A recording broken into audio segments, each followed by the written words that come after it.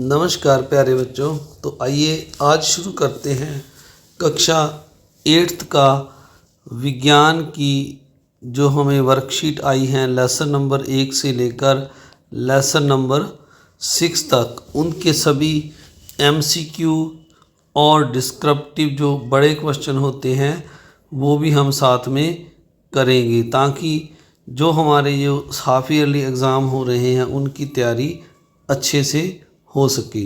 तो आइए शुरू करते हैं। तो क्वेश्चन नंबर 1 है, चित्र में दिखाई दे रही फसलों में से खरीफ की फसल कौन सी है। तो जो फसलें वर्षा ऋतु में यानी जून जुलाई गर्मी की ऋतु में बोई जाती हैं उन्हें खरीफ की फसलें कहते हैं। तो अगर हम इनमें से देखें तो ये जो ऑप्शन नंबर 1 में धान दिया हुआ है यह खरीफ की फसल है। इसके बाद अगला क्वेश्चन है क्वेश्चन नंबर 2, चित्र में दिखाई दे रहे कृषि यंत्रों के नामों का सही क्रम कौन सा है। तो यहाँ पर अगर चित्र में हम देखें तो ये सबसे पहले हमें हैरो दिया हुआ है, फिर कल्टीवेटर है, फिर थ्रेशर है और उसके लास्ट में जो हमें ये हल दिया हुआ है। तो इस क्रम को अगर देखें तो जो ऑप्शन नंबर 2 है ये हैरो, कल्टीवेटर, थ्रेशर और हल, ये ऑप्शन हमारा सही उत्तर है। इसके बाद अगला क्वेश्चन है क्वेश्चन नंबर 3, इस यंत्र को सीड ड्रिल कहते हैं। इस यंत्र को किस कार्य के लिए प्रयोग किया जाता है। तो सीड ड्रिल जो प्यारे बच्चों है ये जो मशीन है इसमें हम बीजों को बोने के लिए प्रयोग करते हैं। यहाँ से बीज इसमें डालते हैं और नीचे से यहाँ से खेत में बीज गिरते जाते हैं। इसके बाद जो अगला क्वेश्चन है क्वेश्चन नंबर 4, चित्र में दिखाया गया पदार्थ गोबर के गलने सड़ने से प्राप्त होता है, इसको क्या कहते हैं। तो ये जो गोबर के गलने सड़ने से पोषक पदार्थ है जो प्राप्त होता है हमें, इसको हम खाद कहते हैं। जो मिट्टी की उर्वरकता शक्ति को, उपजाऊपन को, मिट्टी को बढ़ाता है।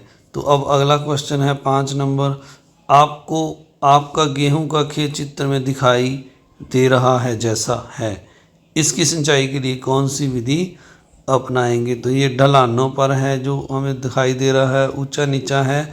तो इसमें हम नालियों से, जो ऑप्शन नंबर 1 है हमारा वही सही उत्तर है, इसमें हम नालियों से सिंचाई करेंगे खेत में, ये सिंचाई की उत्तम विधि है। क्वेश्चन नंबर 6 में है, चित्र में कुछ कृषि से संबंधित क्रियाएं दिखाई गई हैं, इन क्रियाओं को करने का सही क्रम लिखें। तो क्वेश्चन नंबर 6 में हमें ये जो दिखाई दे रहा है सबसे पहले ये फसल की कटाई हो रही है और उसके बाद यहाँ पर अगर हम देखें तो जैसे पहले चित्र में हमने एक मशीन देखी थी तो यहाँ पर बीजों को खेत में बोया जा रहा है और 3 नंबर में ये सिंचाई हो रही है पानी की, ये फुहारा विधि से। तो इस प्रकार अगर हम देखें तो कटाई, बुआई और सिंचाई, तो ऑप्शन नंबर 1 हमारा सही उत्तर होगा। अब अगला क्वेश्चन है, चित्र में दिखाई दे रही रबी की फसल की कटाई कब की जाती है। तो जो रबी की फसल है वो कब काटी जाती है। तो आपको पता है जो रबी की फसल है वो नवंबर दिसंबर में बोई जाती है और मार्च अप्रैल में इसको काटा जाता है। तो ऑप्शन नंबर 2 हमारा उत्तर होगा। क्वेश्चन नंबर 8 में हमें दिया हुआ है, अनुपयोगी पौधों को फसल से हटाने की प्रक्रिया को कहते हैं। यानी जो खेत में अवांछित पौधे होते हैं जिनकी हमें ज़रूरत नहीं होती उनको हटाने को हम क्या कहते हैं, निराई कहते हैं।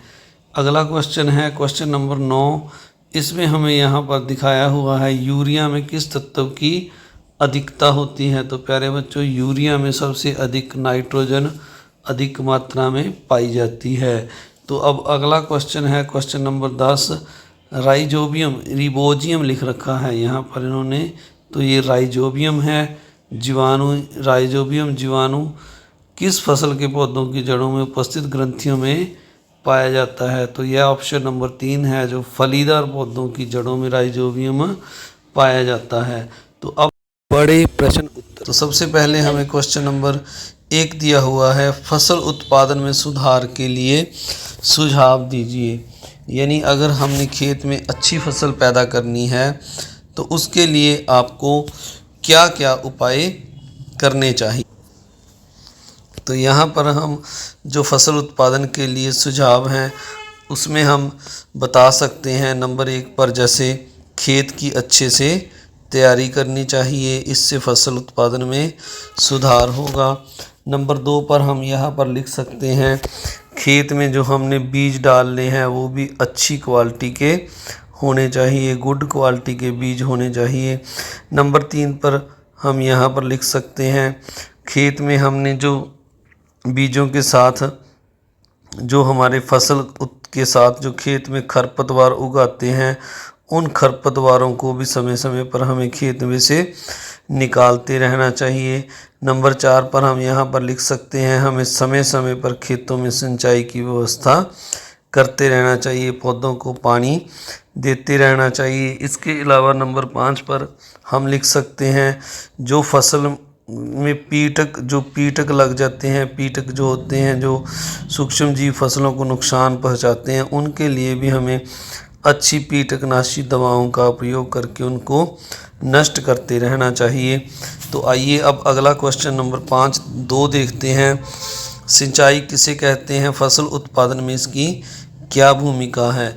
तो फसल सिंचाई प्यारे बच्चों किसे कहते हैं, समय समय पर थोड़े थोड़े अंतराल पर खेतों में पानी देना पौधों को, इसे सिंचाई कहते हैं।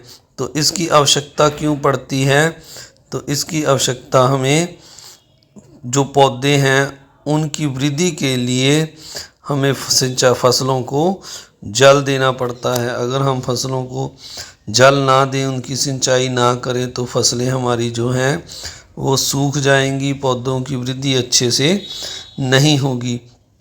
अब अगला क्वेश्चन है खरपतवार क्या हैं, इसको कैसे नियंत्रित किया जा सकता है। तो प्यारे बच्चों खरपतवार क्या होते हैं, जो फसल के साथ अवांछित पौधे उगाते हैं। अवांछित का मतलब है जो पौधों की हमें जिन पौधों की ज़रूरत नहीं है जो उगाते हैं, उन पौधों को हमें खेत में वो हमारी फसलों को क्या करते हैं, नुकसान पहुंचाते हैं। इसलिए इन पौधों का नियंत्रण जरूरी है।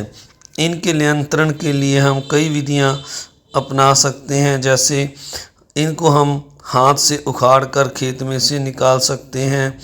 नंबर 2 खुरपी की सहायता से इनको खेत में से निकाल सकते हैं। जहाँ कोई अच्छा खरपतवार नाशी का छिड़काव करके भी हम इनको खेत में से खरपतवार नाशी का छिड़काव करके भी इनको हम खेत से निकाल सकते हैं।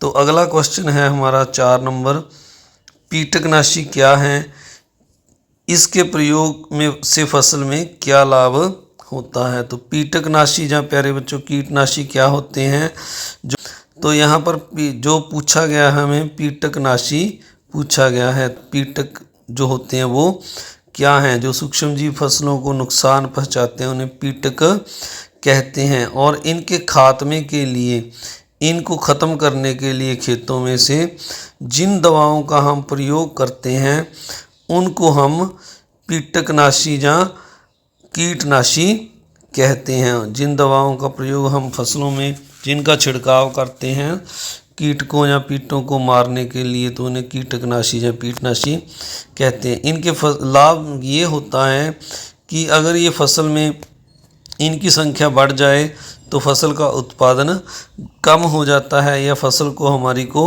नष्ट कर देते हैं। अगर हम कीटकनाशी और कीटनाशी का प्रयोग करेंगे तो ये जो सूक्ष्म जीव हैं ये अपने आप इन दवाओं के छिड़काव से मर जाएंगे और हमारी फसल का उत्पादन अच्छा होगा, फसल उत्पादन बढ़ेगा। अगला क्वेश्चन है खाद व उर्वरक में अंतर स्पष्ट कीजिए।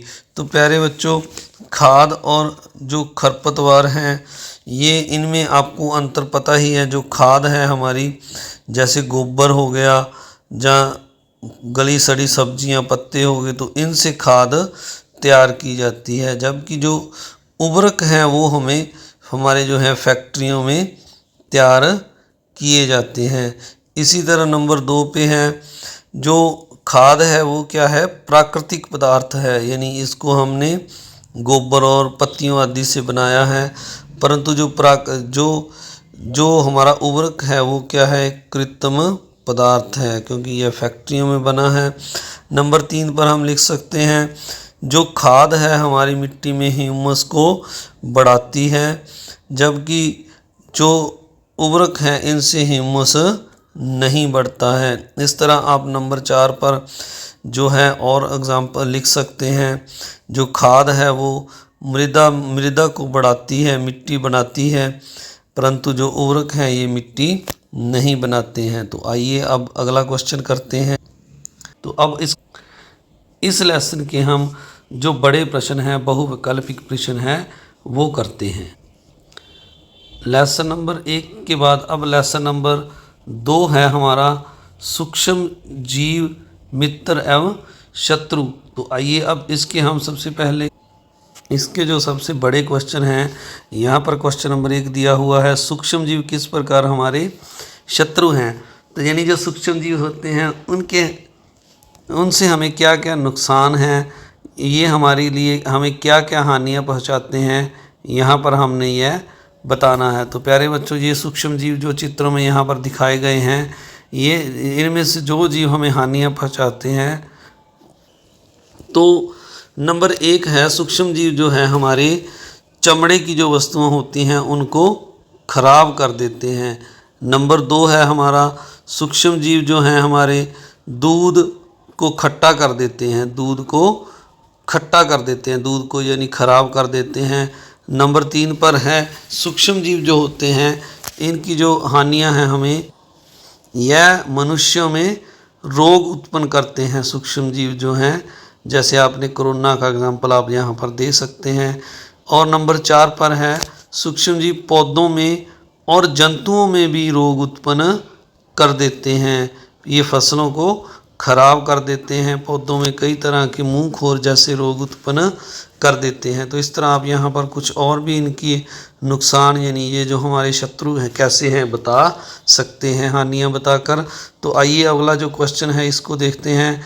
यहाँ पर क्वेश्चन नंबर 2 में लिखा हुआ है सामान्य सर्दी जुकाम में प्रतिजैविक दवाइयाँ क्यों कारगर नहीं हैं। तो प्रतिजैविक दवाइयाँ सर्दी जुकाम में इसलिए कारगर नहीं हैं क्योंकि यह रोग विषाणुओं द्वारा उत्पन्न होते हैं। जो सर्दी जुकाम है यह हमारे जो विषाणु होते हैं उनके द्वारा उत्पन्न होती हैं, और यह जो प्रतिजैविक दवाइयाँ हैं जो विषाणुओं पर कारगर नहीं हैं। अब अगला क्वेश्चन देखते हैं। क्वेश्चन नंबर 3 में हमें दिया हुआ है कॉलम 1 का कॉलम 2 से सही मिलान कीजिए। तो कॉलम 1 में हमें दिया हुआ है प्रोटोजोआ, तो दूसरी तरफ हमने देखना है कि इनमें से कौन सा प्रोटोजोआ है। तो प्रोटोजोआ जो हमारा है जो मलेरिया का जो होता है उसका उदाहरण भी हम दे सकते हैं, पर यहाँ पर जो लिखा हुआ है वो हमें प्रोटोजोआ जो है वो अमीबा जो है हमारा प्रोटोजोआ का उदाहरण है। अभी आपको पीछे दिखा देते हैं एक बार दोबारा से। इसमें अगर आप देखें इस यहाँ पर, तो यहाँ पर जो अमीबा है वो ये 2 हमें दिए हुए हैं उदाहरण, प्रोटोजोआ और पैरामीशिया। तो यहाँ हम पैरामीशिया पर नहीं, यहाँ हमें अमीबा दिया हुआ है चित्र में, तो हम अमीबा पर टिक लगा देंगे। इसी तरह जो दूसरा हमें कवक दिया हुआ है, तो इनमें से हमने देखना है कि कवक का कौन सा डायग्राम है। तो जो ये एस्परजिलम है, ये जो 1 नंबर पर आपको दिखाई दे रहा है, थोड़ा बड़ा करके दिखाते हैं, एस्परजिल्स, तो इस पर आपने टिक लगा देना है नंबर 2 पर कवक का और प्रोटोजोआ का अमीबा पर। और ये जो जीवाणु हैं, ये जो छड़नुमा हमें आकृतियाँ दिखाई दे रही हैं, ये छड़नुमा जीवाणु होते हैं। और शैवाल का हमने ये जो रह गया है हमारा क्लाइमोडोमोनास, इस पर टिक इसके साथ हमने मिलान कर देना है। आइए अब क्वेश्चन नंबर इसके बाद नेक्स्ट देखते हैं 4, किण्वन प्रक्रिया को परिभाषित कीजिए। तो किण्वन प्रक्रिया की परिभाषा जो हमने यहाँ पर लिखनी है, अभी आपकी मैं स्क्रीन पर दिखाता हूँ आपको। तो ये देखिए आपकी स्क्रीन पर आ गया है, चीनी के अल्कोहल में परिवर्तन की प्रक्रिया को किण्वन कहते हैं अथवा फर्मेंटाइजेशन कहते हैं। तो इस जो चीनी को अल्कोहल में बदलते हैं हम, शराब जो बनती है, इस प्रक्रिया को हम फर्मेटाइजेशन या किण्वन कहते हैं। लुई पास्चर ने किण्वन की खोज 1857 में की, तो इसकी खोज लुई पास्चर ने की थी। तो अब नेक्स्ट क्वेश्चन नंबर 5 है, यहाँ पर लिखा हुआ है डैश और डैश एक कोशिकीय जीव हैं। तो जो अभी हमने ऊपर किया अमीबा जो है और पैरामीशियम जो है हमने ऊपर अभी किया, तो यह हमारे एक कोशिकीय जीव हैं। इनके हम यहाँ पर दोनों डैश में इनके नाम भर देंगे। और तथा डैश और डैश बहुकोशिकीय जीव हैं। तो बहुकोशिकीय जीव बहुत सी एग्जाम्पल हैं, जैसे मनुष्य, जैसे हम हैं, मनुष्य लिख सकते हैं, कुत्ता लिख सकते हैं, आप हाथी लिख सकते हैं, और भी आप किसी का एग्जाम्पल दे सकते हैं। तो अब नेक्स्ट क्वेश्चन है, इसके बाद हमारे जो हैं MCQ हैं, बहुविकल्पिक प्रश्न हैं इसी पाठ के। तो सबसे पहला क्वेश्चन है कोरोना बीमारी कौन से सूक्ष्म जीव द्वारा फैलती है। तो अभी हमने देखा तो कोरोना जो है विषाणु के द्वारा फैलता है। 2 नंबर ऑप्शन इसका उत्तर होगा। इसके बाद अगला क्वेश्चन है मैदे से ब्रेड बनाने के लिए किण्वन में कौन सहायक है। तो मैदे से ब्रेड बनाने में जो किण्वन में सहायक है वो नंबर 1 जीस्ट है, जिसकी सहायता से ब्रेड, डबल रोटी, केक इत्यादि बनते हैं। इसके बाद क्वेश्चन नंबर 3 है, ये जो यहाँ पर लिखा हुआ है चेचक बड़ी माता के टीके की खोज किसने की। तो ये जो चेचक है ये दिखाई दे रहा है, जो बच्चे के मुंह पर दाने हैं लाल लाल, तो इसके बचाव के लिए जो डॉक्टर ने खोज की चेचक के टीके की, वो उसका नाम एडवर्ड जेनर था। तो उसका नाम एडवर्ड जेनर, यानी 4 नंबर ऑप्शन होगा। अब अगला क्वेश्चन है चित्र में दिखाई दे रहा सूक्ष्म यंत्र सूक्ष्म जीवों को देखने के काम आता है। इस यंत्र को डैश कहते हैं। तो इस यंत्र को हिंदी में हम सूक्ष्मदर्शी या इंग्लिश में माइक्रोस्कोप कहते हैं। तो सूक्ष्मदर्शी पहला ऑप्शन उत्तर सही है। तो अब अगला क्वेश्चन है, ये यहाँ पर मलेरिया फैलाने वाले सूक्ष्म जीव का वाहक कौन सा है। तो मलेरिया को कौन फैलाता है। ऑप्शन नंबर 2 मादा एनोफिलीज मच्छर इसका उत्तर होगा। अब क्वेश्चन नंबर 6 है हमारा, इसमें यहाँ पर लिखा हुआ है गेहूं में रस्ट रोग किस सूक्ष्म जीव की वजह से होता है। तो जो गेहूं है उसमें जो रस्ट रोग लग जाता है वो इनमें से जो ऑप्शन नंबर 3 है कवक की वजह से होता है। अगला क्वेश्चन है क्वेश्चन नंबर 7, बाज़ार में मिलने वाला बोतल बंद दूध महीनों तक ख़राब नहीं होता, क्योंकि इसे किया जाता है। तो इसे क्या किया जाता है, गर्म करके एकदम ठंडा किया जाता है, यानी इस विधि को पाश्चरीकरण कहते हैं। तो इसका ऑप्शन 1 उत्तर सही है। क्वेश्चन नंबर 8 है, फलीदार पौधों की जड़ों में उपस्थित गांठों में पाया जाने वाला डैश जीवाणु नाइट्रोजन के स्थिरीकरण में सहायक है। तो अभी जो हमने ऊपर देखा था, जहां गलत लिखा था ऑप्शन नंबर 2 है, इसमें राइजोबियम इसका सही उत्तर होगा। क्वेश्चन नंबर 8 के बाद अब क्वेश्चन नंबर 9 है, सूक्ष्म जीवों से होने वाले रोगों का इलाज कौन सी औषधि द्वारा किया जाता है। तो क्वेश्चन नंबर 2 में लिखा है जो सूक्ष्म जीवों द्वारा रोग हो जाते हैं उनके लिए हम प्रतिजैविक दवाइयों का प्रयोग करते हैं। इसका उत्तर ऑप्शन नंबर 2 हमारा उत्तर हो। तो क्वेश्चन नंबर 10 के बाद अब अगला क्वेश्चन है, इसको हम जल्दी से देख लेते हैं 10 के आंसर के बाद। क्वेश्चन नंबर जो हमारा जो अगला लेसन है कोला और पेट्रोलियम, लेसन नंबर 3, इस लेसन को हम करते हैं। यहाँ पर सबसे पहले मल्टीपल चॉइस क्वेश्चन है, MCQ है इसमें। तो पहला क्वेश्चन लिखा हुआ है यहाँ पर, अक्षय प्राकृतिक संसाधन कौन से हैं। तो अक्षय प्राकृतिक संसाधन वे संसाधन होते हैं जो कभी समाप्त नहीं होते हैं। तो यहाँ पर अगर हम देखें तो इनमें ऑप्शन नंबर 2 वायु है, जो वह अक्षय प्राकृतिक संसाधन है। अगला क्वेश्चन नंबर 2 है, नैप्थलीन की गोलियाँ किस से बनाई जाती हैं। तो नैप्थलीन की गोलियाँ हैं जो वो कोल तार से, ऑप्शन नंबर 2 है हमारा, इससे बनाई जाती हैं। क्वेश्चन नंबर 3 में लिखा है, आजकल सड़क निर्माण में कोल तार की जगह क्या प्रयोग होने लगा है। तो आजकल प्यारे बच्चों कोल तार की जगह बिटुमेन का उपयोग है जो सड़क बनाने में किया जाने लगा है। इसके बाद अगला जो क्वेश्चन नंबर 4 है, विश्व का पहला तेल कुआं कहाँ ड्रिल किया गया? तो विश्व का जो सबसे पहले तेल कुआं है जो अमेरिका में ड्रिल किया गया। क्वेश्चन नंबर 5 है स्टॉप लैंप जेट वायुयान में कौन सा ईंधन उपयोग में लाया जाता है? तो इन सभी में जो मिट्टी का तेल है इसका उपयोग किया जाता है। तो अगला जो क्वेश्चन है हमारा क्वेश्चन नंबर 6, इसमें यहाँ पर लिखा हुआ है कोलतर कितने पदार्थों का मिश्रण है? तो यह आपकी किताब में भी इसका आंसर है कोलतर 200 पदार्थों का, लगभग 200 पदार्थों का मिश्रण है।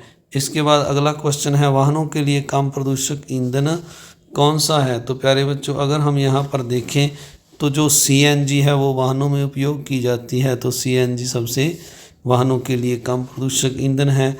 लंदन में सबसे पहली बार कोयला गैस का उपयोग सड़कों पर रोशनी के लिए किया गया। क्वेश्चन नंबर 8 है तो सबसे पहले कोयला गैस का उपयोग लंदन में सड़कों पर कब किया गया? तो इसका ऑप्शन जो 1810 है, ऑप्शन नंबर 1 इसका आंसर है। अब अगला क्वेश्चन है भारत में कौन सा संघ ऊर्जा दक्षता को प्रोत्साहन देने में कार्यरत है? तो हमारे देश में जो ऊर्जा को दक्षता को बढ़ावा देने के लिए कार्य कर रहा है संघ, उसका नाम है PCRA, ऑप्शन नंबर 3। इनमें क्वेश्चन नंबर 10 है इनमें से एक जीवाश्म ईंधन नहीं है। तो इनमें जो जीवाश्म ईंधन नहीं है क्वेश्चन नंबर 10 का जो सेकंड उत्तर है बायोगैस होगा। तो आइए अब अगला क्वेश्चन देखते हैं। इसके बाद जो इसके बड़े क्वेश्चन हैं डिस्क्रिप्टिव क्वेश्चन हैं इनको हम देख लेते हैं। कार्बनीकरण क्या है? तो प्यारे बच्चों कार्बनीकरण क्या होता है? तो ये देखिए ये परिभाषा यहाँ पर दी हुई है। मृत वनस्पति के धीमे प्रक्रम द्वारा कोयले में परिवर्तन को कार्बनीकरण कहते हैं। यानी जो मृत वनस्पति है उनके पेड़ पौधे हैं जो उनका कोयले में बदलने के प्रक्रम को कार्बनीकरण कहते हैं, क्योंकि यह वनस्पति के अवशेषों से बनता है। अंत कोयले को जीवाश्म ईंधन भी कहा जाता है। तो कार्बनीकरण की परिभाषा के बाद नेक्स्ट क्वेश्चन है परिष्करण क्या होता है? तो परिष्करण का मतलब क्या होता है प्यारे बच्चों? तो ये यहाँ पर लिखा हुआ है पेट्रोलियम का परिष्करण, यानी पेट्रोलियम को जो साफ करते हैं उसको।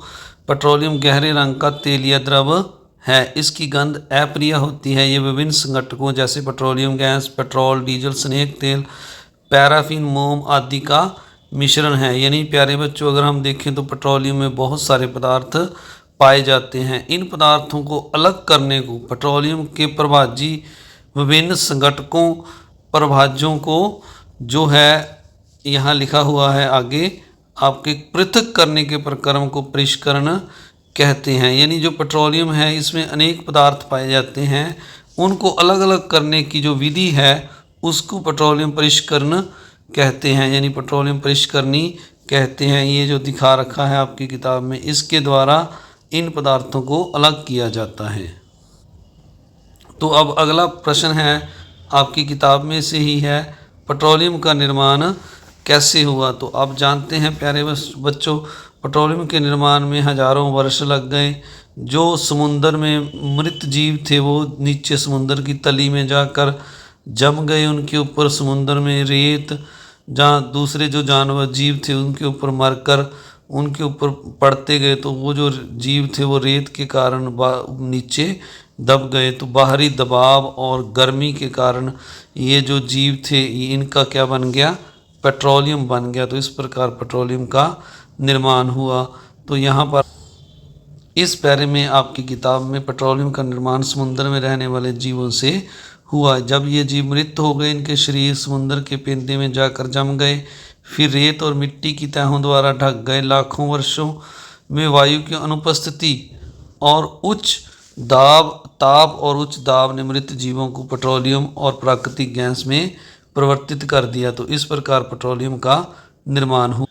अब अगला क्वेश्चन है कोक के अभिलक्षणों का वर्णन कीजिए। तो कोक के जो अभिलक्षण हैं वो भी आपकी किताब में यहाँ पर दिए हुए हैं। मैं आपको एक बार फिर से तो इस किताब पर लेकर आ गया हूँ मैं आपको। तो यहाँ पर लिखा हुआ है जो कोक के अभिलक्षण है, कोक एक कठोर, सरंध्र और काला पदार्थ है। यह कार्बन का लगभग शुद्ध रूप है। कोक का उपयोग इस्पात के यौगिक निर्माण और बहुत सी धातुओं के निष्कर्षण में किया जाता है। तो आपने इसको जो इसके लक्षण हैं वो कठोर, सरंध्र और काला है, ये कार्बन का शुद्ध रूप है। तो ये 2 लाइनें ही यहाँ लिखनी है, ये आगे इसके उपयोग दिए हुए हैं। इसके बाद अगला क्वेश्चन देखते हैं। तो आगे प्यारे बच्चों हमें यहाँ पर लिखा हुआ है एलपीजी और सीएनजी में से कौन सा बेहतर ईंधन है। तो हम जानते हैं प्यारे बच्चों एलपीजी और सीएनजी दोनों ही अच्छे ईंधन हैं। दोनों का उपयोग जो एलपीजी है हम घरों में करते हैं ईंधन के रूप में, और जो सीएनजी है इसका उपयोग हम वाहनों में ईंधन के रूप में करते हैं। तो यह दोनों ही बढ़िया ईंधन हैं। जो सीएनजी है कंप्रेस्ड नेचुरल गैस, इसमें जो है इसके दहन से इसमें जो है मीथेन उत्पन्न होती है, और जो घरों में एलपीजी का उपयोग करते हैं इसमें अधिक मात्रा CO2 की एलपीजी की मात्रा के मुकाबले में CO2 की मात्रा निकलती है जो कम मात्रा होती है। तो इसलिए जो है एलपीजी है थोड़ा सीएनजी से कम बेहतर ईंधन है, परंतु ये दोनों ही बेहतर ईंधन हैं। इसमें कार्बन डाइऑक्साइड के निकलने के कारण यह थोड़ा कम जो है ईंधन मतलब कम बेहतर ईंधन है, परंतु प्यारे बच्चों ये दोनों ही बेहतर ईंधन हैं। तो आइए अब इसके बाद जो अगला लेसन है हमारा लेसन नंबर 4 दहन और ज्वाला, इसको हम देखते हैं। इसके सबसे पहले हमें यहाँ पर MCQ क्वेश्चन दिए हुए हैं। पहला क्वेश्चन है दहन के लिए कौन सी गैस आवश्यक है। तो दहन के लिए आप जानते हैं ऑक्सीजन की आवश्यकता पड़ती है। अगला क्वेश्चन नंबर 2 है सुनार सोना चांदी पिघलाने के लिए ज्वाला के किस भाग का प्रयोग करते हैं।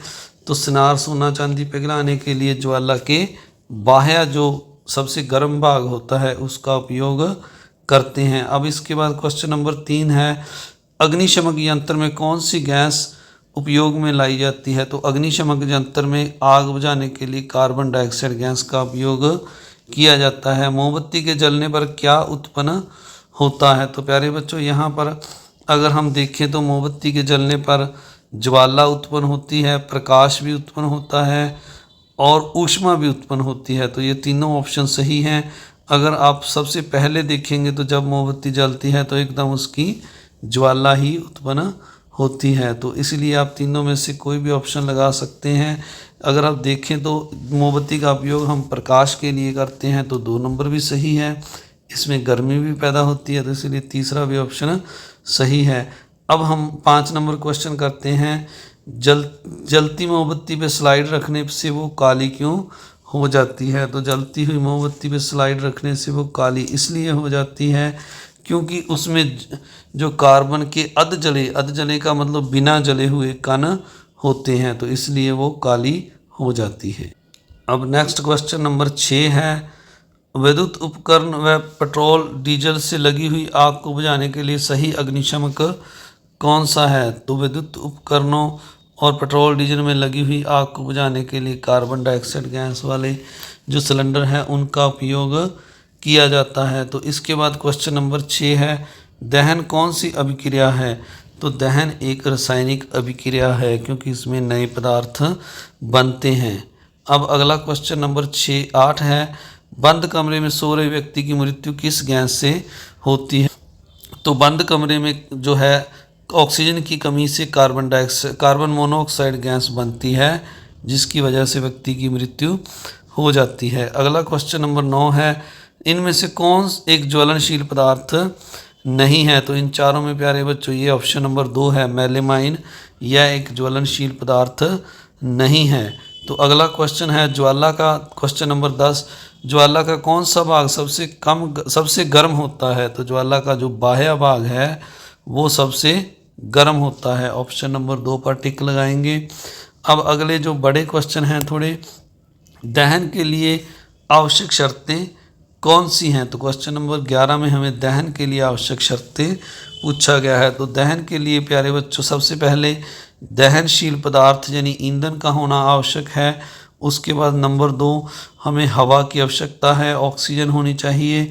और उसके बाद जो है ईंधन को उसके ऊष्मीय ज्वलन ताप तक हमने गर्म करना है, जो ज्वलन ताप तक उसको गर्म करना जरूरी है। तो यह 3 मुख्य शर्तें हैं। ईंधन होना चाहिए, ज्वलनशील हवा होनी चाहिए और उसको ज्वलन ताप तक गर्म करना है। अब अगला क्वेश्चन है क्वेश्चन नंबर 12। यहाँ पर लिखा हुआ है हमें दहन और ज्वाला में क्या अंतर है। तो प्यारे बच्चों, जब कोई ईंधन जलता है तो उसे हम कहते हैं कि दहन हो रहा है, और जो ईंधन की लो उत्पन्न होती है, जैसे मोमबत्ती की लो आपने देखी होगी, तो इस लो को हम ज्वाला कहते हैं। तो दहन, जब कोई वस्तु जलती है तो उसे हम कह रहे हैं कि यह उसका दहन हो रहा है, और जो उसकी लो पैदा होती है जो उसे हम ज्वाला कहते हैं। तो अब नेक्स्ट क्वेश्चन है, इसमें यहाँ पर लिखा हुआ है हम आग पर कैसे नियंत्रण पा सकते हैं। तो जब आग लग जाती है तो उस पर हम कैसे नियंत्रण कर सकते हैं। तो एक तो हम इस आग को जल्द से बुझा सकते हैं। अगर बिजली के उपकरणों को जो है तेल, पेट्रोल, डीजल को आग लगी है तो उसको छोड़कर बाकी आग को हम जल्द से बुझा सकते हैं। बिजली की जो आग होती है उसके लिए हमें CO2 गैस का उस पर छिड़काव करना पड़ता है। वैसे हम सभी आग जो बुझाने के लिए हैं उन पर कार्बन डाइऑक्साइड गैस के सिलेंडर का ही उपयोग करें तो ज़्यादा बेहतर होगा। तीसरा है हम आग पर मिट्टी डालकर भी उसको नियंत्रित कर सकते हैं। तो यह कुछ उपाय हैं जिनके द्वारा हम आग पर नियंत्रण पा सकते हैं। अब 14 नंबर क्वेश्चन में लिखा है ज्वाला के कितने भाग हैं। तो ज्वाला के आप जानते हैं जो मुख्य भाग होते हैं। आइए हम इस चित्र की सहायता से देखते हैं। तो ये देखिए ज्वाला के मुख्य भाग कौन कौन से होते हैं। सबसे गर्म भाग, कम गर्म, सबसे कम गर्म, और ये जो हैं इसके मुख्य भाग हैं। यहाँ पर सबसे गर्म बाह्य भाग दिखाया गया है जो कि पूर्ण रूप से नीला होता है। इसके बाद कम गर्म भाग है जो दिखाया गया है, मध्य भाग है जो इसका आंशिक दहन वाला मध्य भाग कम गर्म होता है। फिर तीसरा है सबसे कम गर्म भाग होता है जो इसकी लो के धागे के पास वाला जो होता है काला भाग, बिना जले। इसमें मोमबत्ती का सबसे आंतरिक भाग, तो इसमें बिना जले कण होते हैं। तो यह ज्वाला के मुख्य भाग होते हैं। तो आइए अब अगला क्वेश्चन देखते हैं। इस क्वेश्चन में हमें लिखा हुआ है संवित दहन उदाहरण सहित समझाइए। तो संवित दहन क्या होता है इसके बारे में हमने बताना है। तो ये देखिए यहाँ पर लिखा हुआ है संवित दहन की परिभाषा, इस प्रकार का दहन जिसमें बिना किसी प्रत्यक्ष कारण के अचानक लपटों के साथ ज्वाला साथ जल उठती है। तो यानी कोई पदार्थ बिना किसी कारण के, अगर स्पष्ट कारण के बिना अपने आप आग पकड़ लेता है तो उसको संवित दहन कहते हैं। जैसे अगर हम उदाहरण की बात करें तो जो जंगल होते हैं जहाँ पर अत्यधिक गर्मी के कारण अपने आप वहाँ पर आग लग जाती है पेड़ पौधों को, तो ये संवित दहन का कारण है। दूसरा, वहाँ पर कभी कभी आकाश से बिजली भी गिरती है तो उसके कारण भी उन्हें आग लग जाती है। तीसरा दूसरा लिखा हुआ कोयला खानों में भी कभी कभी अधिक गर्मी के कारण अपने आप आग लग जाती है। तो यह संवित दहन के कुछ उदाहरण हैं। तो हमारा नेक्स्ट लेसन नंबर 5 है पौधे और जंतुओं का संरक्षण। 5 नंबर लेसन शुरू करते हैं। इसके सबसे पहले हमें यहाँ पर मल्टीपल चॉइस MCQ क्वेश्चन दिए हुए हैं। सबसे पहले क्वेश्चन हमें लिखा हुआ है संकटापन प्रजाति का विवरण किस पुस्तक में मिलता है। तो इस प्रश्न का उत्तर है क्वेश्चन नंबर जो है इसका ऑप्शन नंबर 3 है लाल पुस्तक, यानी हमारी जो किताब है इसमें रेड डाटा पुस्तक लिखा हुआ है। इसके बाद अगला क्वेश्चन है नंबर 2, भारत का प्रथम आरक्षित वन कौन सा है। तो हमारा जो प्रथम आरक्षित वन है वो सतपुड़ा, यानी ऑप्शन नंबर 4 है सतपुड़ा का वन। इसके बाद नेक्स्ट क्वेश्चन है एक टन नहीं ये प्यारे बच्चों, ये 1 टन है। 1 टन कागज बनाने के लिए कितने पेड़ काटे जाते हैं। तो 1 टन कागज बनाने के लिए लगभग 17 टन, यानी ऑप्शन नंबर 2 हमारा उत्तर होगा। 17 टन पेड़ काटे जाते हैं। अब इसके बाद नेक्स्ट क्वेश्चन है 4 नंबर, विशाल क्षेत्र जहाँ पर्यावरण संरक्षण होता है क्या कहलाता है?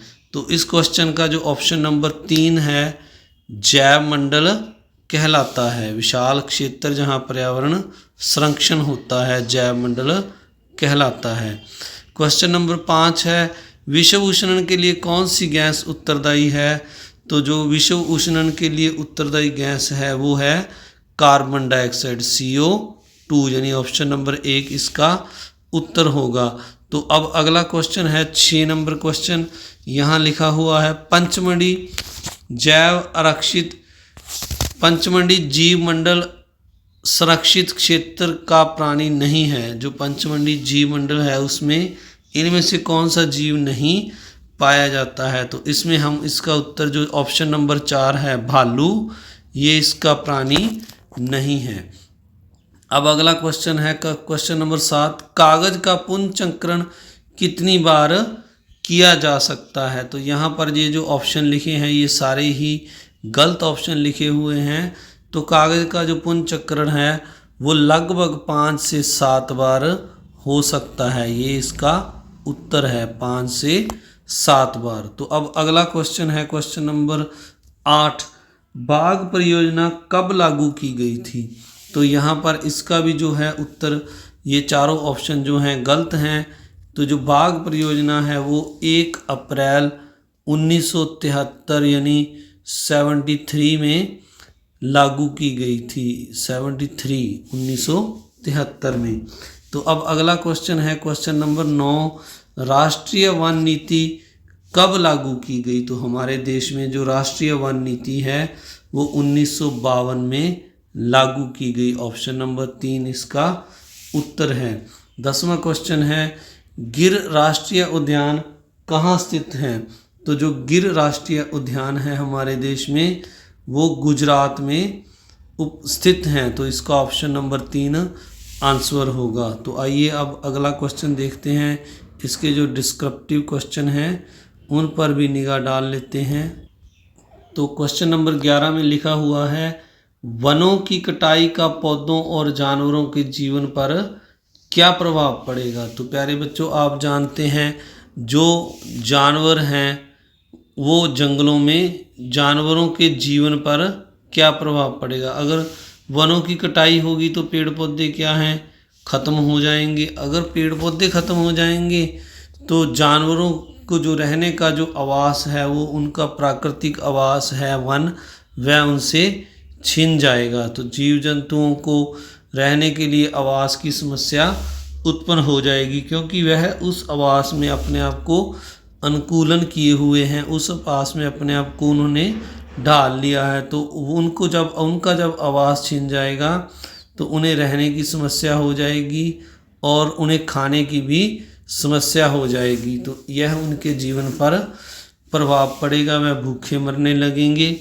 अगला क्वेश्चन है 12 नंबर, संकटापन और विलुप्त प्रजाति में क्या अंतर है? तो संकटापन का अर्थ होता है प्यारे बच्चों जो जाति विलुप्त होने वाली है, जो जिसकी संख्या निर्धारित संख्या से कम हो गई है, जिस भी जीव की संख्या, कोई भी जीव जैसे अगर उनकी संख्या जो निर्धारित की हुई है उससे कम हो गई तो उसको हम संकटापन कहते हैं।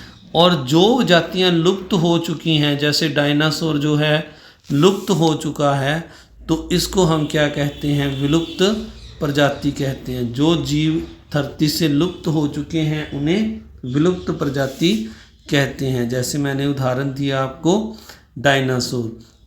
तो अगला क्वेश्चन है 13 नंबर क्वेश्चन, यहाँ लिखा हुआ है विश्व उष्णन क्या है समझाइए। तो विश्व उष्णन का अर्थ क्या है प्यारे बच्चों, इसको समझने के लिए हम यहाँ पर देखते हैं जब पेड़ पौधों की लगातार कटाई हो रही है तो धरती पर कार्बन डाइऑक्साइड की मात्रा बढ़ रही है। क्यों बढ़ रही है? क्योंकि पेड़ पौधे कम हो रहे हैं और जो वाहनों की संख्या है वह दिन प्रतिदिन बढ़ रही है, ईंधनों का दहन बढ़ रहा है, तो इससे वातावरण में कार्बन डाइऑक्साइड बढ़ रही है।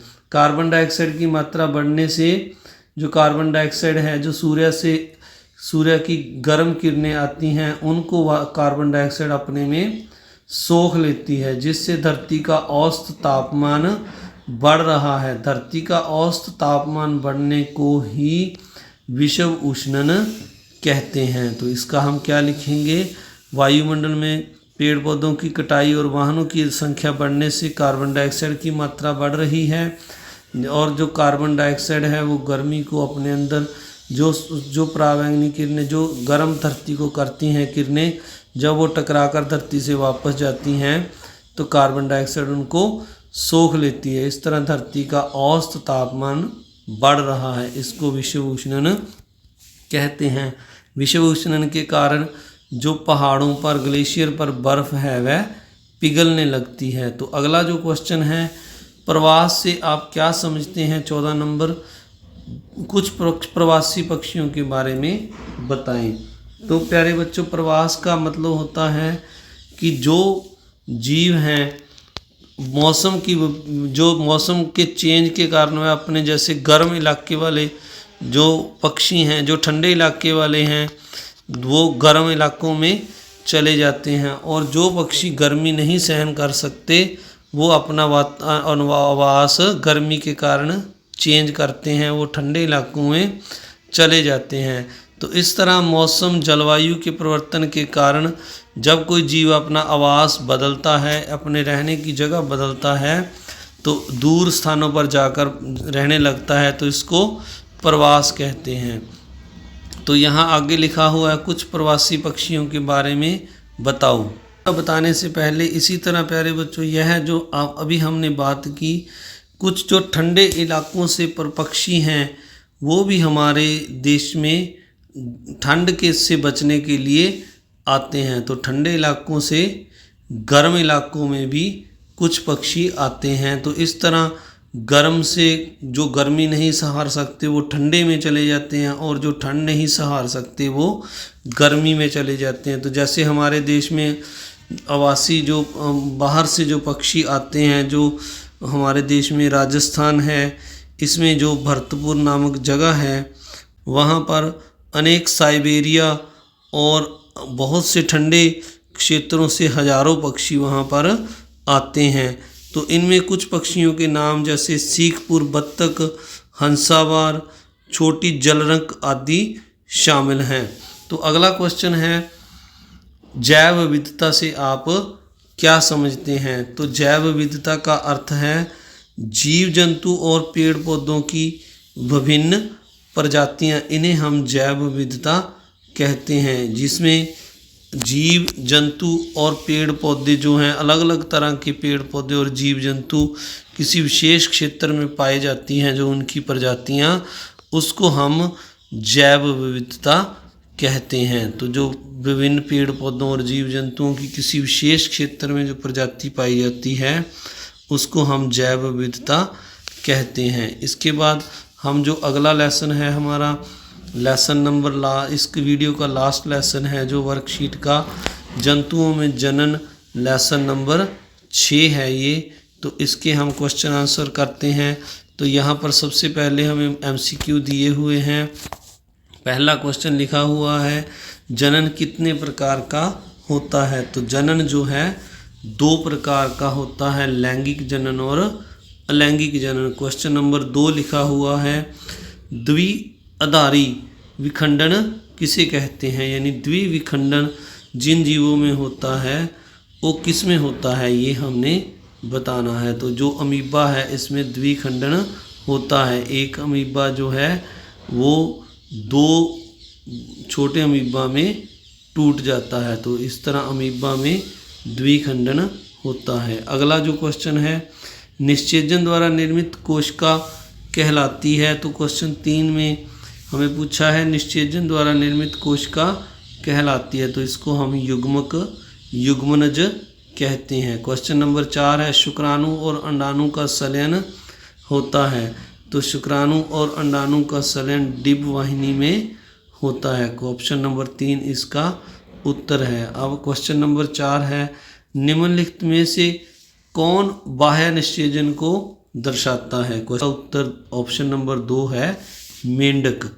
अब अगला क्वेश्चन है, क्वेश्चन नंबर 6, निम्नलिखित में से कौन महिला प्रजनन प्रणाली का हिस्सा नहीं है। ये जो ऑप्शन हमें दिए हैं इसमें से कौन महिला प्रजनन प्रणाली का हिस्सा नहीं है, तो इसका उत्तर है वृषण, ऑप्शन नंबर 4 पर आपने टिक लगाना है।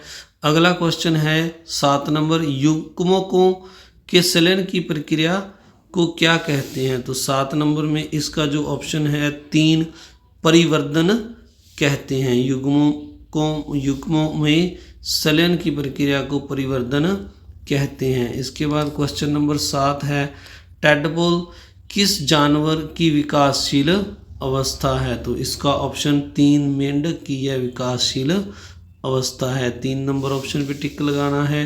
क्वेश्चन नंबर 9 है, अलैंगिक प्रजनन किस में पाया जाता है। तो अलैंगिक प्रजनन जो है स्पंज में पाया जाता है। ऑप्शन नंबर 2 पर टिक लगाना है। अगला क्वेश्चन है, मनुष्य में गर्भधान काल कितना होता है। तो इसका उत्तर ऑप्शन नंबर 4 है, 40 हफ्ते में गर्भधान जो है मनुष्य में पूर्ण होता है। अगला इसके बाद क्वेश्चन नंबर 11 है, अलैंगिक जनन को उनके प्रकार सहित समझाइए। तो आइए पहले हम यहाँ पर अलैंगिक जनन की परिभाषा देख लेते हैं। इस प्रकार के जनन को जिसमें केवल एक ही नए जीव को जन्म देता है अलैंगिक जनन कहलाता है। तो जिसमें एक ही जीव जो है नए जीवों को, जैसे यहाँ पर अमीबा दिखा रखा है, एक ही जीव नए जीवों को जन्म देता है। दूसरा हाइड्रा है। तो आगे जो है प्रकार में हम यहाँ पर जो आपकी किताब में दिया हुआ है, यहाँ पर जो है ये 2 प्रकार के जनन हमें दिए हुए हैं। एक है मुकुलन और दूसरा जो है यहाँ पर दिया हुआ है द्विखंडन। मुकुलन और द्विखंडन 2 प्रकार के जनन होते हैं।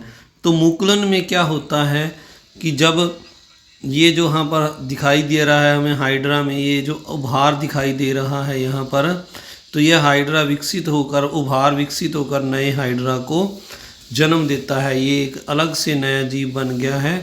तो इस तरह से अगर हम यहाँ पर देखें तो हाइड्रा में मुकुल से नया जीव विकसित होता है। इस प्रकार के जनन को मुकुलन कहते हैं। यानी नया जो मुकुल से जो नए जीव पैदा होते हैं उसे मुकुलन विधि कहते हैं। दूसरा जो है, ये जो हमें अमीबा का उदाहरण दिखा रखा है, यहाँ पर एक अमीबा है, एक इसका जो केंद्रक है जो 2 पार्ट में डिवाइड हो रहा है यहाँ पर, और इसके जो हैं यहाँ आगे इसके जो ये केंद्रक टूट गया है और यहाँ से 2 नए जीव पैदा हो गए हैं अमीबा जैसे। तो इस विधि को हम जो है द्विखंडन कहते हैं। यहाँ लिखा हुआ है इसके परिणाम स्वरूप 1 से 2 जनक अमीबा बनते हैं। इस प्रकार के अलैंगिक जनन को जिसमें जीव विभाजित होकर, ये शब्द जो लिखा है विभाजित होकर संतति उत्पन्न करता है, द्विखंडन कहलाता है। तो यानी जिसमें एक जीव टूटकर 2 नए जीव बनते हैं उस विधि को द्विखंडन कहते हैं। इसके अलावा जो जनन की और भी विधियां हैं तो आपकी किताब में ये ही मुख्य विधियां हैं 2। तो आइए अब अगला क्वेश्चन देखते हैं। क्वेश्चन नंबर 2 में लिखा हुआ है, मानव में निषेचन की व्याख्या कीजिए। तो मानव में जो निषेचन की प्रक्रिया है उसकी हमने व्याख्या करनी है। तो ये जो आपकी किताब पर लिखा हुआ है निषेचन, तो जो मानव में निषेचन का प्रक्रम है जहाँ दूसरे जीवों में, तो पहले चरण में क्या होता है यहाँ पर दिया हुआ है हमें शुक्राणु। पहले चरण शुक्राणु और अंडाणु का संलयन होता है। जब शुक्राणु अंडाणु के संपर्क में आते हैं तो इनमें एक शुक्राणु अंडाणु के साथ संलित हो जाता है। शुक्राणु और अंडाणु का यह संलयन निषेचन कहलाता है। निषेचन के समय शुक्राणु और अंडाणु संलित होकर एक हो जाते हैं। निषेचन के परिणाम स्वरूप युग्मनज बनता है। तो यानी हमारा जो निषेचन का प्रक्रम है इसमें अंडाणु और शुक्राणु जो हैं मिलकर निषेचन की प्रक्रिया को शुरू करते हैं। तो इसके निषेचन के परिणाम स्वरूप युग्मनज बनता है। जैसे यहाँ पर आपके चित्र में दिखाया हुआ है यहाँ पर अंडाणु और शुक्राणु जो हैं आपस में इस चित्र में मिलते हुए दिखाई दे रहे हैं और इनके मिलन के परिणाम स्वरूप यह जो सेकंड चित्र है दिखाया हुआ है युग्मनज बनता है। तो यानी निषेचन के परिणाम स्वरूप युग्मनज का निर्माण होता है। अब इसके बाद अगला क्वेश्चन है महिला प्रजनन प्रणाली की व्याख्या कीजिए। तो जो महिला प्रजनन प्रणाली का मतलब है जो महिला के जनन अंग हैं हमने उनको दर्शाना है। तो इस चित्र में महिला प्रजनन अंगों को दर्शाया गया है। ये यहाँ पर सेंटर में जो ये दिखाया हुआ है ये गर्भाशय होता है। ये साइड में यहाँ लिखा हुआ है ऊपर मादा में जनन अंगों में एक जोड़ी अंडाशय। तो ये जहाँ पर जो दिखाए गए हैं ये एक जोड़ी अंडाशय हैं। अंडवाहिनी तो ये जो है ये अंडवाहिनी दिखाई हुई है और ये जो मैंने पहले बता दिया आपको ये गर्भाशय यहाँ पर दर्शाया हुआ है। तो ये महिला प्रजनन मादा जनन के जो प्रजनन अंग हैं उनके बारे में बताया गया है। तो इसके बाद जो क्वेश्चन आगे है 14 नंबर और 15 नंबर क्वेश्चन। 14 नंबर में लिखा हुआ है परखनली शिशु के बारे में बताइए। तो परखनली शिशु क्या होता है? तो यहाँ लिखा हुआ है परखनली शिशु के बारे में कुछ स्त्रियों की अंडवाहिनी अवरुद्ध होती है। ऐसी स्त्रियां शिशु उत्पन्न करने में असमर्थ होती हैं क्योंकि निषेचन के लिए शुक्राणु मार्ग अवरुद्ध होने के कारण अंडाणु तक नहीं पहुंच पाते। तो परखनली शिशु के बारे में ये बताया है कि किन स्त्रियों के परखनली शिशु करने की जरूरत पड़ती है, किन स्थितियों में परखनली शिशु का जनन होता है। तो जिन स्त्रियों में अंडवाहिनी अवरुद्ध होती है वो ऐसी स्त्रियां शिशु उत्पन्न करने में असमर्थ होती हैं क्योंकि निषेचन के लिए शुक्राणु जो है उनका मार्ग अवरुद्ध हो जाता है, वो अंडाणु तक नहीं पहुंच पाते। तो ऐसी स्त्रियों को डॉक्टर जो है चिकित्सक वो परखनली शिशु की सलाह देते हैं। ऐसी स्थिति में डॉक्टर चिकित्सक ताज़ा अंडाणु और शुक्राणु एकत्रित करके उचित माध्यम में कुछ घंटों के लिए एक साथ रखते हैं जिसे IFV इन्वेंट्री निषेचन कहते हैं। शरीर से बाहर कृत्रिम निषेचन यही परखनली शिशु है। अगर निषेचन हो जाता है तो युग्मनज 1 सप्ताह तक विकसित किया जाता है जिसके पश्चात उसे माता के गर्भाशय में स्थापित किया जाता है। माता के गर्भाशय में पूर्ण विकास होता है तथा शिशु का जन्म सामान्य शिशु की तरह होता है। इस तरह जन्मे शिशु को परखनली शिशु कहते हैं। तो प्यारे बच्चों इसका मतलब ये हुआ कि माता के शरीर से अंडाणु और पिता के शरीर से शुक्राणु यानी नर के शरीर से शुक्राणु का जो मिलन है वो शरीर के बाहर होता है और इस प्रक्रिया को जिसमें अंडाणु और शुक्राणु का निषेचन शरीर के बाहर होता है और युग्मनज का विकास हो जाने के बाद उसको माता के गर्भाशय में विकसित कर दिया जाता है, स्थापित कर दिया जाता है। तो इस विधि से जो बच्चे पैदा होते हैं उन्हें परखनली शिशु कहते हैं। अब नेक्स्ट क्वेश्चन है मेंढक का जीवन चक्र चित्र सहित समझाइए। तो मेंढक का जीवन चक्र है जो किताब में आपके दिया हुआ है। तो मेंढक का जो सर्वप्रथम है अंडे से टेडपोल जड़ी लार्वा बनता है और फिर वयस्क बनता है। इसके जो विभिन्न चरण हैं वो यहाँ पर चित्र के माध्यम से दिखाए गए हैं। सबसे पहले अंडे से आरंभिक टेडपोल, फिर बाद का टेडपोल और फिर टेडपोल से मेंढक का विकास होता है। तो इस प्रक्रम को हम कायातरण कहते हैं। इसमें अगर आपने लिखना हो तो ये लिखा जा सकता है टेडपोल रूपांतरित होकर वयस्क में बदल जाता है जो छलांग लगा सकता है और तैर सकता है। कुछ विशेष परिवर्तनों के साथ टेडपोल का वयस्क में रूपांतरण कायातरण कहलाता है। तो इस तरह ये आपकी जो वर्कशीट थी विज्ञान की लेसन नंबर 1 से लेकर लेसन नंबर 6 तक जो कि MCQ के साथ साथ बड़े क्वेश्चन भी थे वो आपकी पूरी होती है। इसमें आपके हाफ ईयर जो और एनुअल एग्ज़ाम हैं, इसमें बहुत सारे क्वेश्चन इसमें से हर बार आते हैं। तो आप इस वीडियो को अच्छी तरह से देखें और पसंद आने पर आप इस वीडियो को अपने दोस्तों मित्रों में शेयर करें, वीडियो को लाइक करें और जो मेरे चैनल पर नए हैं वो चैनल को सब्सक्राइब भी ज़रूर करें। आप सभी का बहुत बहुत धन्यवाद। Thank you very much.